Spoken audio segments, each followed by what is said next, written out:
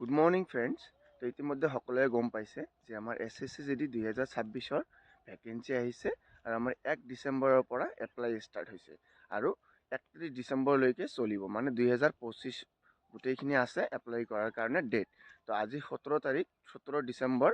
তো আৰু 12-13 দিনমান আছে এপ্লাইৰ কাৰণে। কিন্তু আপোনালোকে যদি এতিয়াও কোনোবাই এপ্লাই কৰিম বুলি ভাবিছে কৰা নাই, তেনেহ'লে 31 ডিচেম্বৰলৈকে কোনে ৰৈ নাথাকিব, কাৰণ লাষ্টৰ 1 উইক SSCয়ে লিংক এনেকুৱা বেয়া হৈ যায়, মানে চাৰ্ভাৰ বেয়া হৈ যায়, এপ্লাই কৰিবই নোৱাৰে।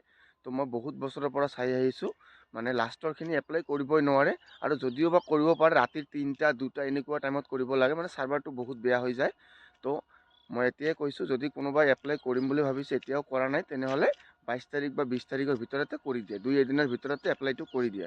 আৰু ডকুমেণ্টৰ কথা ক'বলৈ গ'লে NCL আৰু Annexure 7, যেনেকুৱা আমাৰ OBCৰ ডকুমেণ্টটোৰ কথা ক'বলৈ গ'লে NCL আৰু Annexure 7টো এই 31 ডিচেম্বৰ আগতেই পাৰিলে বনাই ল'বা।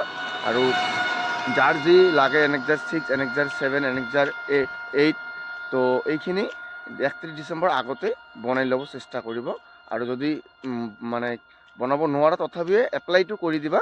কিন্তু এপ্লাই কৰোঁতে এইখিনি ডকুমেণ্ট নালাগে, কিন্তু এপ্লাইৰ পিছতো যেনেকেই নহওক 31 ডিচেম্বৰ আগত বনাবলৈ চেষ্টা কৰিবা। আৰু আমাৰ এইবাৰ পোষ্টটো বহুত কম আহিছে, কিন্তু এই কমখিনি চিন্তা কৰি লাভ নাই আপোনালোকে, কাৰণ লাষ্টত গৈ প্ৰতি বছৰেই বাঢ়ে। আমাৰ যেনেকুৱা এইবাৰ যিটো হৈ আছে, এইবাৰ আমাৰ মিনিমাম 43,000 মান আছিল প্ৰথমে, এতিয়া 53,000 হৈ গ'ল, বা 10,000 বাঢ়ি গৈছে। আৰু যদি আমি 2023-ৰ কথা ক'বলৈ যাওঁ, তেনেহ'লে 2023-ত প্ৰথমে 26,000 আছিল, তাৰপিছত বাঢ়ি গৈ প্ৰায় 50,000 হৈ গৈছে। মানে এনেকৈয়ে মানে 23 নহয় 24। তো ভেকেঞ্চিৰ কথা এতিয়া চিন্তা কৰি লাভ নাই। তথাপিও আমাৰ এইবাৰ 25,000 যদিও আহিছে, আমাৰ অসমৰ কাৰণে কিন্তু প্ৰতি বছৰে গল্ডেন চান্স থাকে, কাৰণ 25,000-ৰ ভিতৰত 3,500 মান আমাৰ অসমতে আছে।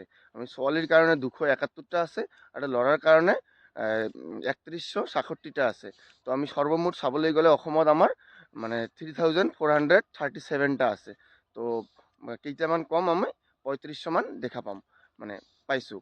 তো সেইকাৰণে ভেকেঞ্চিৰ কথা এতিয়া চিন্তা কৰি লাভ নাই, ভালে ভালে এপ্লাইটো কৰি দিয়া।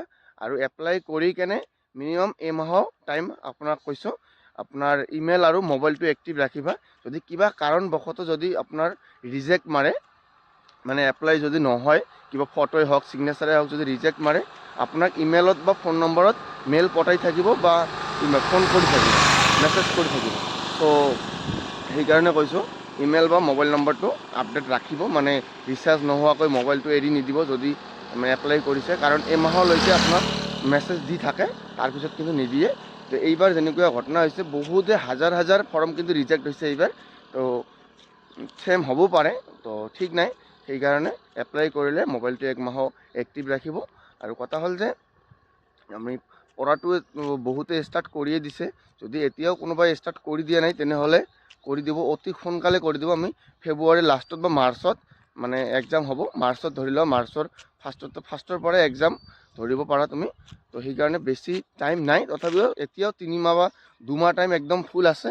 তো 2 মাহত বহুত কিবা কিবি কৰা যায়। তো এতিয়াৰ পৰা মই প্ৰিপাৰেশ্যন ষ্টাৰ্ট কৰি দিয়া।